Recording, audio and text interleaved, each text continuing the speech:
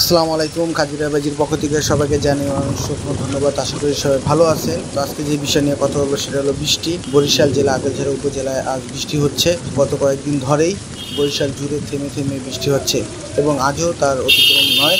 বিশেষ করে বরিশাল শহর এবং আশেপাশে এলাকাগুলোতে বৃষ্টিপাত বেশি হচ্ছে। আবহাওয়া অফিস সূত্রে জানা গেছে আজ সকাল থেকেই বরিশাল এবং তার আশেপাশে বৃষ্টি হচ্ছে। এই বৃষ্টি আরও কয়েকদিন অব্যাহত থাকতে পারে।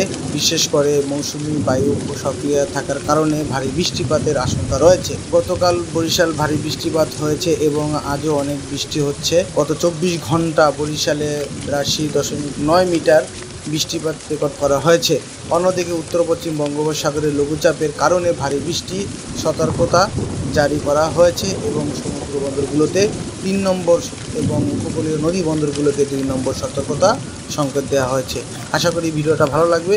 ভিডিওটা বেশি বেশি করে শেয়ার করবেন এবং আমাদের কাজী রাবাজি পেজটা লাইক এবং ফলো দিয়ে রাখবেন। আল্লাহ হাফিজ।